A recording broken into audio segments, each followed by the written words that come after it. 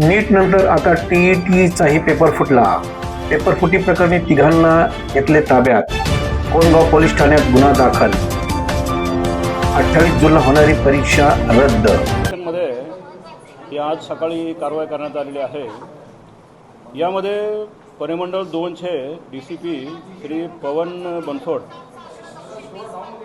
यांना गोपनीय बातमीदारातर्फे माहिती मिळाली की 28 तारखेला जी TET होणार आहे, म्हणजे शिक्षक पात्रता परीक्षा किंवा टीचर्स एलिजिबिलिटी टेस्ट जी होणार आहे, तर त्याचे पेपर काही लोक विकायला भिवंडीत येणार आहेत अशी गोपनीय बातमीदारातर्फे माहिती मिळाल्याने DCP झोन 2 पवन बनसोड आणि त्यांची टीम यांनी एक ट्रॅप लावला. त्या ट्रॅपच्या अनुषंगाने सकाळी साधारणतः 11च्या दरम्यान एक जागेवर तिने ट्रॅप लावला. त्यामध्ये 3 लोक हे पेपर विकण्यासाठी, जो उद्या होणार आहे TETचा पेपर विकण्यासाठी आलेले त्यांना आढळले. त्यांना जी पूर्व माहिती मिळाली होती त्या अनुषंगाने तिथे ट्रॅप लावला. ते 3 लोकांना ताब्यात घेतलं. त्यांच्या अंगझडतीमध्ये त्यांच्याकडे एकूण उद्या जे पेपर होणार आहेत त्याचे 4 सेट हे पेपर मिळाले. त्याचबरोबर इतर वस्तू, mobile, debit card, credit card वगैरे हे मिळालं. त्यामुळं आम्हाला खात्री करण्यासाठी ते जे 4 पेपर जे मिळाले होते ते शिक्षण विभागाचे वरिष्ठ अधिकारी यांना तत्काळ संपर्क करण्यात आला आणि त्यांच्याकडून व्हेरीफाय केलं. त्यांनी पण त्यांची जी सिस्टम आहे, SOP आहे, त्याप्रमाणे हे पेपर जे होते ते त्यांनी व्हेरीफाय केले आणि असं आढळलं की उद्या जी पेपर होणार आहेत त्या परीक्षेला येणारे हेच पेपर असल्याने खात्री पटली. त्यामुळे आम्ही 3 लोकांच्या विरोधात गुन्हा दाखल केलेला आहे. त्यांच्या अंगझडतीमध्ये उद्या होणाऱ्या परीक्षेला जे पेपर येणार होते ते पेपर आम्ही जप्त केलेले आहेत. यामध्ये अशी माहिती कळली की हे जे पेपर विकणारे आहेत त्यांनी आम्ही डिकॉय लावला होता, ट्रॅप लावला होता.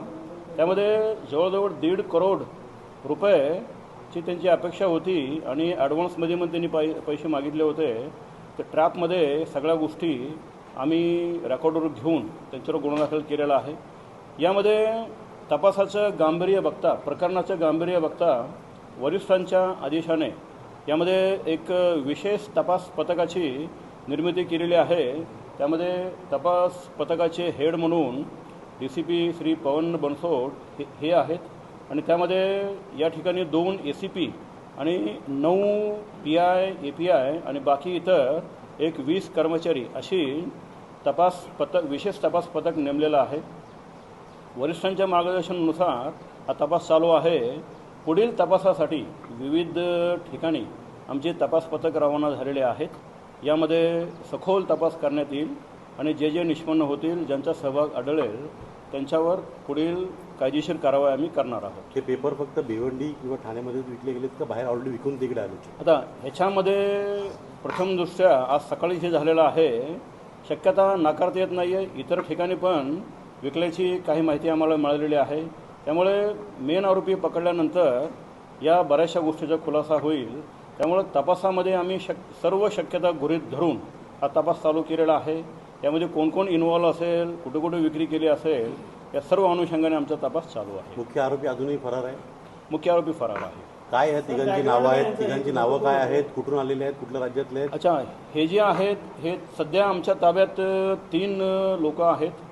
हे एक हरियाणाचा राहणार आहे आणि 2 हे बिहार राज्यातील आहेत. हे एकंदरीत आत्ता पण केलेल्या तपासामध्ये ही माहिती कळली की ते सगळे दिल्लीवरून आले होते. मग त्यांना कुठून पेपर मिळाला, कोण ह्यामध्ये सहभाग आहे, या सर्वांचा तपास चालू आहे.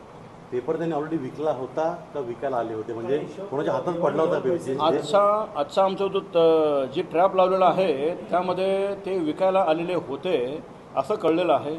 परंतु यांनी हा पेपर कोणाकोणाला विकला होता, कोण त्या सहभागी होतं, त्या अनुषंगाने पण आमचा तपास चालू आहे. इथे ज्याला विकायला आले होते त्याची काय माहिती मिळाली का? त्याला ताब्यात नाही, या ठिकाणी आम्ही गोपनीय बातमीदारातर्फे ही माहिती कळली होती की ते विकायला येणार आहेत.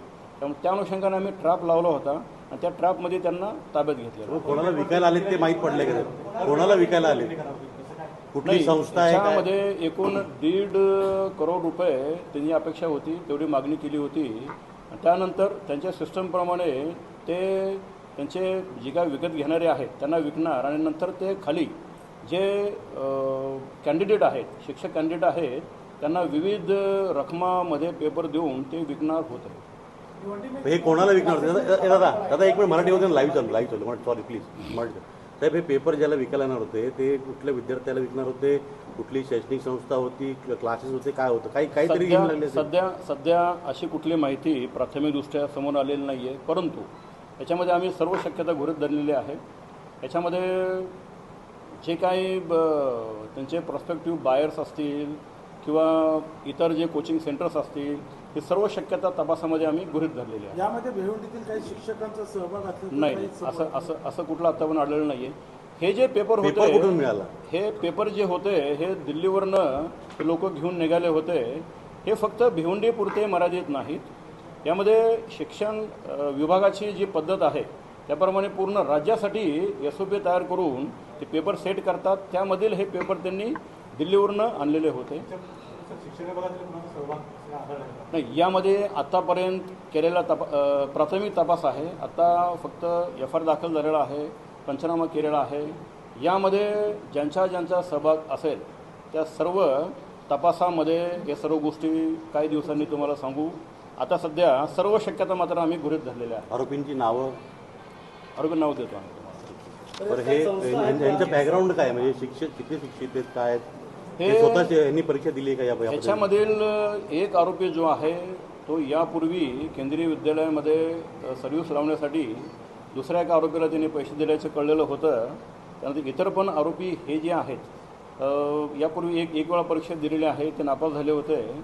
आणि हे जे आरोपी आहेत त्यांचा पूर्व इतिहास, त्यांना कुठून मिळालं ते पण आम्ही सर्व माहिती आम्ही घेणार आहोत. हा कुठला एक गिरो आहे याच्या मागे? बिलकुल शक्यता नाकारता येत नाही आहे, कारण ज्या तऱ्हेने हा एवढा गंभीर प्रकार झालेला आहे त्यामध्ये टोळी असू शकते. त्या अनुषंगाने पण आम्ही विविध कलम पण लावलेले आहेत आणि त्या अटक करण्याची आम्ही कारवाई करणार आहोत.